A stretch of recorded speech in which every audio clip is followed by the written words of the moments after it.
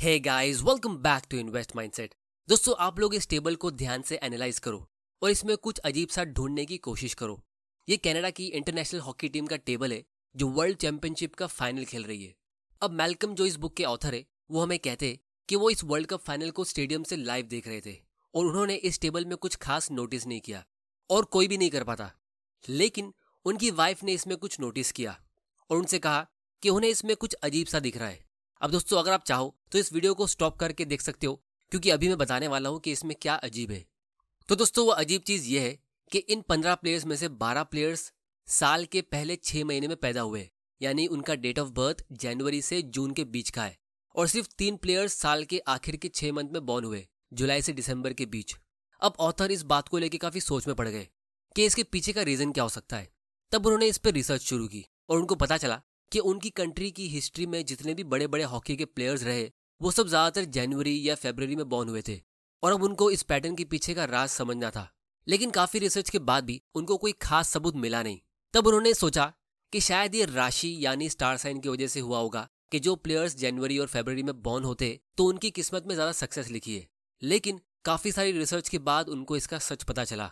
वो ये था कि इन हॉकी प्लेयर्स की लाइफ का सबसे पहला सिलेक्शन 10 साल की एज में होता है और जो कट ऑफ डेट होती है वो 31 दिसंबर की होती है। मतलब 31 दिसंबर को जो भी बच्चे 10 साल के होते तो उन सारे बच्चों में से सबसे ज्यादा फिट, स्ट्रॉन्ग और एथलेटिक बच्चों को सिलेक्ट किया जाता है। तो इसकी वजह से जो बच्चे जनवरी और फरवरी में पैदा होते तो वो दिसंबर तक 10 साल और 11 महीने के हो जाते, जिसकी वजह से वो बाकी बच्चों से ज्यादा स्ट्रॉन्ग और फिट होते। क्योंकि 10 और 11 साल की उम्र में बहुत फर्क होता है। ये वो एज होती है जहाँ बच्चे डेवलप होते, तो उनकी हाइट, वेट और फिटनेस भी हर एक साल में बहुत तेजी से बढ़ती है। तो जो बच्चा 11 साल का है तो वो 10 साल के बच्चे से काफी ज्यादा फिट और स्ट्रांग होगा। इसीलिए जिन बच्चों का बर्थडे जनवरी और फरवरी में आता था तो उनको 31 दिसंबर तक ज्यादा टाइम मिलता था ग्रो होने के लिए। तो फिलहाल उन बच्चों में कोई भी स्पेशल टैलेंट नहीं होता था, बस वो थोड़े से बड़े होते थे। लेकिन फिर उन सिलेक्ट किए हुए बच्चों को स्पेशल कोचिंग और ट्रेनिंग मिलती थी, फिर उन्हें ज्यादा हॉकी खेलने मिलता है, वो ज्यादा प्रैक्टिस करते, जिससे अब उनमें एक्चुअली में कुछ हॉकी के स्किल्स पैदा हो जाते। फिर उनमें से 14 साल की एज में अच्छे प्लेयर्स सिलेक्ट होते हैं और फिर उनको और ज़्यादा अच्छी कोचिंग और ट्रेनिंग मिलती है। फिर वो और ज़्यादा अच्छे अच्छे प्लेयर्स के साथ हॉकी खेलते हैं। तो अब यहाँ पे उनमें और बाकी बच्चों में बहुत ज़्यादा फर्क हो जाता है। फिर जो उनमें से भी अच्छा खेलते तो वो अंडर 19 के गेम में सिलेक्ट होते और फिर वहाँ से वो इंटरनेशनल प्लेयर बनते और फिर बड़े बड़े सुपरस्टार्स। और इसीलिए हमें इन इंटरनेशनल प्लेयर्स की डेट ऑफ बर्थ में एक इंटरेस्टिंग पैटर्न देखने मिलेगा कि मैक्सिमम प्लेयर्स जनवरी और फरवरी में बॉर्न हुए और नवंबर और दिसंबर का इसमें कोई भी नहीं है। अब दोस्तों, आप लोग सोच रहे होंगे कि ये सब मैं आप लोगों को क्यों बता रहा हूँ। तो इस रिसर्च से हमें ये तो पता चलता ही है कि जिन पेरेंट्स के बच्चे नवंबर या दिसंबर में पैदा होते तो उन्हें ये सपना भी देखना नहीं चाहिए कि उनका बेटा बड़ा होकर हॉकी प्लेयर बनेगा, क्योंकि उनके हॉकी के सिलेक्शन प्रोसेस में एक प्रॉब्लम है, जिसकी वजह से वो अपनी कंट्री के सिर्फ आधे लोगों को मौका दे रहे हैं जो साल के फर्स्ट 6 मंथ्स में पैदा होते हैं। लेकिन इससे हमें एक और बहुत ही इंटरेस्टिंग चीज पता चलती है, वो है मैथ्यू इफेक्ट। मैथ्यू एक बाइबल का चैप्टर है जिसकी एक लाइन है कि For everyone that have shall be given, and he shall have abundance. But from him that have not shall be taken away even that which he have. जिसका मतलब ये है कि जिसके पास पहले से ही कुछ होगा तो उसे और दिया जाएगा, और जिसके पास नहीं है तो उससे और छीन लिया जाएगा। अब इसका मतलब यह है कि जो लोग थोड़े बहुत सक्सेसफुल हो जाते तो उन्हीं को लाइफ में और ज़्यादा सक्सेस अचीव करने के लिए मौका मिलता रहता है और फिर वो और ज़्यादा सक्सेस अचीव करने के लायक बन जाते। अब इसके लिए मैं आप लोगों को एक सिंपल एग्जांपल देता हूँ। मान लो रॉकी 10th स्टैंडर्ड में फर्स्ट रैंक लाता है और 99% स्कोर करता है, और सेकंड रैंक वाला सनी 98% स्कोर करता है। तो सिर्फ 1% एक्स्ट्रा लाके रॉकी सबसे अच्छे, सबसे बेस्ट कॉलेज में सिलेक्ट होता है और 98% लाके सनी दूसरे कॉलेज में सिलेक्ट होता है। तो अब रॉकी को उस बेस्ट कॉलेज से सबसे बेस्ट कोचिंग और टीचर्स मिलते हैं, जिसकी वजह से वो वापस उस कॉलेज से अच्छे मार्क्स स्कोर करता है और फिर वो सबसे बेस्ट कॉलेज में सिलेक्ट होता है, जैसे IIT में, जहां उसे इंडिया के सबसे बेस्ट बच्चों के बीच में रह के उनसे सीखने मिलता है। वहां का कंपटीशन देख के वो और ज़्यादा मेहनत करता है और उसे इंडिया के सबसे बेस्ट टीचर्स और कोच से मेंटरशिप मिलती है। तो शुरुआत में 10th स्टैंडर्ड के टाइम पे रॉकी और सनी के बीच बहुत ज़्यादा फर्क नहीं था, सिर्फ 1% का था। लेकिन कुछ सालों बाद जब वो IIT से पास हुआ और अच्छी कंपनी में सिलेक्ट हुआ, तब अगर रॉकी और सनी के बीच वापस कोई टेस्ट होता है तो उनमें सिर्फ 1% का नहीं बल्कि जमीन आसमान का फर्क आएगा। तो यहाँ पे हमें वही मैथ्यू इफेक्ट देखने मिल रहा है कि किस तरह जिनके पास थोड़ा सा एडवांटेज होता है तो उन्हें और ज़्यादा अच्छा मौका मिलता है लाइफ में आगे बढ़ने के लिए। फिर चाहे वो थोड़ा सा स्मार्ट स्टूडेंट हो तो उसको और ज़्यादा अच्छी कोचिंग मिलती है, अच्छे कॉलेज में एडमिशन मिलता है या स्कॉलरशिप मिलती है जिससे वो और ज़्यादा स्मार्ट बन जाता है। या फिर वो रिच लोग हो जो पहले से ही बहुत ज़्यादा अमीर है तो उनको और भी ज़्यादा स्पीड में पैसा मिलता रहता है। जैसे मान लो रिलायंस कंपनी के शेयर्स 10% ग्रोथ है, तो अगर आप उसमें 1 लाख रुपए इन्वेस्ट करते हो तो आपको 10,000 रुपीज़ का प्रॉफिट होगा। लेकिन मुकेश अंबानी को वही 10% के ग्रोथ से 75,000 करोड़ का प्रॉफिट होगा, क्योंकि उनका 7.5 लाख करोड़ उस कंपनी में इन्वेस्टेड है। तो वो और दूसरे सारे रिच लोग और भी ज़्यादा स्पीड में अमीर बनते रहेंगे किसी भी दूसरे मिडिल क्लास इंसान के मुकाबले। और सबसे डेंजरस चीज़ ये है कि एक बार जो आगे निकल गया तो पीछे रहने वालों के लिए बहुत ज़्यादा मुश्किल हो जाएगा आगे बढ़ना। तो बेसिकली कंपाउंडिंग का मतलब ये है कि अमीर और अमीर बनेगा, स्मार्ट बच्चा और भी बहुत ज़्यादा इंटेलिजेंट बनेगा, लेकिन जो गरीब लोग हैं वो वैसे ही गरीब रहेंगे और उनके बच्चे भी स्ट्रगल करते रह जाएंगे। तो अगर आप ये सोच रहे हो कि लाइफ अनफेयर है तो ये एक सच है कि लाइफ बिल्कुल अनफेयर होती है, कभी कभी बहुत ज़्यादा। इसका भी मैं आप लोगों को एक एग्जाम्पल देता हूँ। बिल गेट्स जो पिछले 30-40 सालों से दुनिया के सबसे अमीर लोगों में आते हैं, उनकी पूरी दौलत एक कंपनी से बनी है जो थी माइक्रोसॉफ्ट, जो कंप्यूटर के सॉफ्टवेयर बनाती है। अब ये कंपनी स्टार्ट हुई थी 1975 में जब वो सिर्फ 20 साल के थे। अब ये बात तो पक्की है कि इस कंपनी को स्टार्ट करने के लिए बिल गेट्स के पास कंप्यूटर और सॉफ्टवेयर की पहले से ही बहुत ज़्यादा नॉलेज थी, क्योंकि वो अपने ग्रेजुएशन कॉलेज से ड्रॉप आउट हुए थे। लेकिन सवाल ये उठता है कि उनको ये नॉलेज इतनी कम एज में मिली कहाँ से, क्योंकि 1975 में लोगों के घरों में कंप्यूटर्स होते नहीं थे। तो इसका आंसर ये है कि पूरी दुनिया में बिल गेट्स के स्कूल गिनी चुनी ऐसी स्कूल थी जिन्होंने अपने बच्चों के लिए कंप्यूटर क्लासेस रखा था और 8th स्टैंडर्ड से ही अपने बच्चों को कंप्यूटर सिखाया। और इत्तेफाक से बिल गेट्स 8th स्टैंडर्ड में ही प्रमोट हुए थे जब वो कंप्यूटर पहली बार स्कूल में आया था, क्योंकि उस टाइम पे कंप्यूटर काफ़ी महंगे होते थे। एक कंप्यूटर का साइज एक बहुत बड़े रूम जितना होता था और उसके लिए करोड़ों और मिलियन डॉलर्स में पैसे देने होते थे, और फिर उसको हर एक घंटा यूज़ करने के लिए आपको $1000 पे करना होता था, जो उस टाइम पे बहुत बड़ी कीमत थी।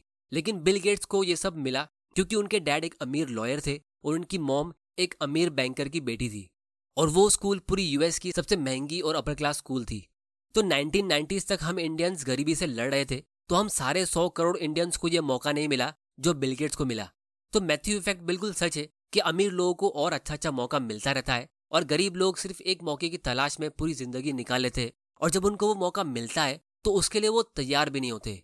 अब दोस्तों, अगर आप चाहो तो इस बात पे रो के पूरी लाइफ दूसरों को ब्लेम करके अपनी जिंदगी गुजार दो, या फिर इस अनफेयर चीज का फायदा उठाओ और लाइफ में आगे बढ़ो। तो अब सवाल ये उठता है कि हम ये अनफेयर लाइफ का फायदा उठाए कैसे।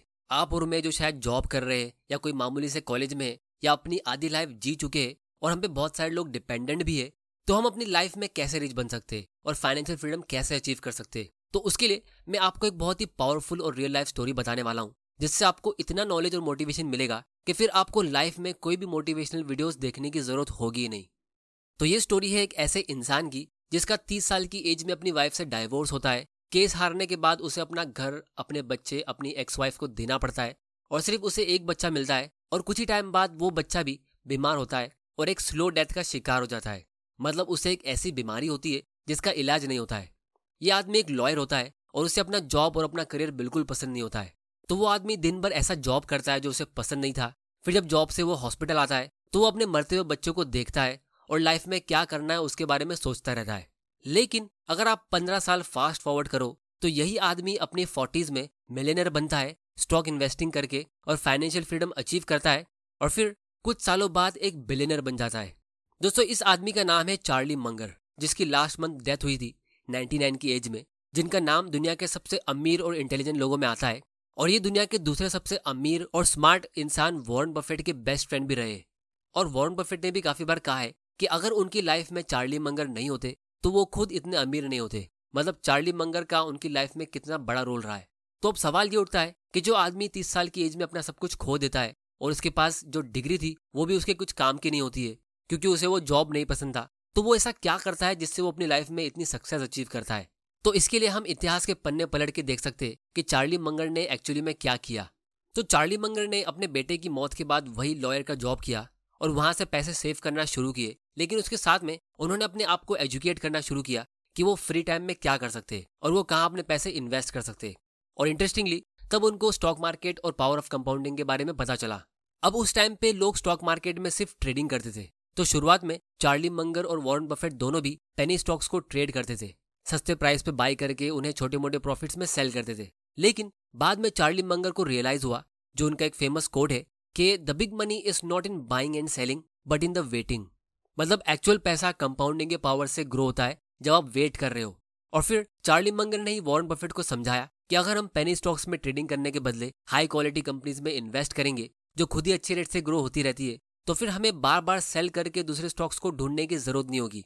तो इसके दो फायदे होंगे। सबसे पहला तो ये कि आपको सेल करने के बाद टैक्स देने की जरूरत नहीं होगी, और दूसरा सबसे इंपॉर्टेंट बेनिफिट ये है कि जब फ्यूचर में हमारे पास ज्यादा पैसा होगा, क्योंकि हम प्रॉफिट कमाते रहेंगे, तो उन ज्यादा प्रॉफिट्स को इन्वेस्ट करने के लिए आपको और ज्यादा कंपनीज ढूंढनी होगी जो सस्ते प्राइस पे सेल हो रही है। तो ये काम बहुत ही मुश्किल होता जाएगा। तो इसीलिए इसका सबसे बेस्ट सोल्यूशन ये है कि आप पहले ही कोई ऐसी कंपनी में इन्वेस्ट कर लो जो बहुत बढ़िया रेट से ग्रो होती रहेगी, ताकि फिर आप फ्री टाइम में अपनी लाइफ को एंजॉय करोगे, रीड करोगे, अपनी नॉलेज को और इंक्रीज करोगे या फिर और ज्यादा पैसे कमाओगे, तो साइड बाय साइड आपका इन्वेस्टमेंट भी ग्रो होता रहेगा। तो यहाँ पे आप देख सकते हो कि कैसे वो पहले से ही लॉन्ग टर्म सोचते थे और कंपाउंडिंग को इतना डीपली समझते थे। तो 1950 से लेकर 1967 तक वॉरेन और चार्ली ने पेनी स्टॉक्स में ट्रेडिंग की, लेकिन फिर उसके बाद वो एक्चुअल इन्वेस्टर बने और तब जाके उनकी वेल्थ वहां से एक्चुअली में ग्रो होना शुरू हुई। और इसीलिए उनकी लाइफ का सबसे इंपॉर्टेंट लेसन ये है, जो उनका एक कोड है कि you don't have to be brilliant, only a little bit wiser than the other guys on average for a long long time. और दोस्तों, अगर आप एनालाइज करोगे तो ये बिल्कुल वही फॉर्मूला है जो मैंने वीडियो के स्टार्ट में समझाया कि अगर आप किसी भी फील्ड में थोड़े से अच्छे होते हो और लॉन्ग टर्म तक प्रैक्टिस करते रहते हो, तो फ्यूचर में वो एक बहुत ही बड़ा डिफरेंस क्रिएट करता है। जैसे रॉकी सिर्फ 1% एक्स्ट्रा लाके लाइफ टाइम में बहुत ज्यादा स्मार्ट बन जाता है, या फिर जो बच्चा 10 साल की एज में थोड़ा सा फिट होता है तो आगे जाके वो अपनी लाइफ में एक वर्ल्ड क्लास हॉकी प्लेयर बन जाता है।